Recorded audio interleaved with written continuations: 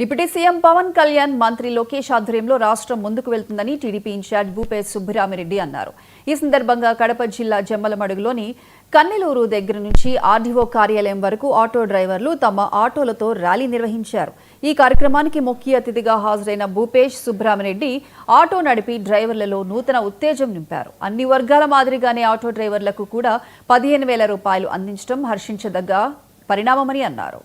CM Pawan Kalyan గారు విద్యాశాఖ IT శాఖ మంత్రి నారా లోకేష్ బాబు గారి చేతుల మీదుగా ఈరోజు విజయవాడలో ప్రారంభించడం జరుగుతూ ఉంది.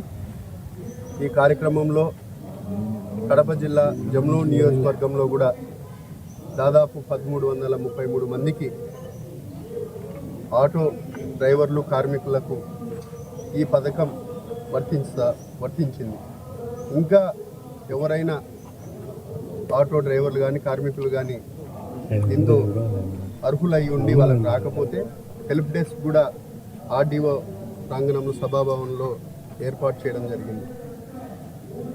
ఈ ప్రభుత్వం ఏర్పడిన తర్వాత సంక్షేమము అభివృద్ధి రెండు కళ్ళుగా పెట్టుకొని మన ముఖ్యమంత్రి వారు నారా చంద్రబాబు నాయుడు గారు ఏ విధంగా ముందుకు పోతున్నారో ఈ 15 నెలల్లో అందరూ గమనిస్తున్నారు.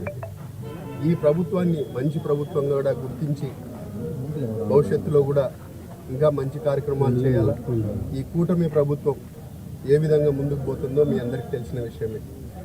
ఆటో డ్రైవర్లను ఒక సైడు, రైతులను ఒక సైడు, చదువుకున్న విద్యార్థులకు తల్లికి వందనం కింద ఎంతమంది పిల్లలు ఉంటే అంతమందికి ఆ పథకాన్ని వర్తింపజేస్తూ దాంతో కూడా బెనిఫిషరీస్ని డైరెక్ట్గా 13,000 రూపాయలు ఇవ్వడం కానీ, లేకపోతే విద్యార్థులకు ఇంటర్మీడియట్ విద్యార్థులకు కూడా మధ్యాహ్నం భోజనం సన్న బియ్యంతో కార్యక్రమాన్ని చేపట్టడం కానీ, ఉద్యోగం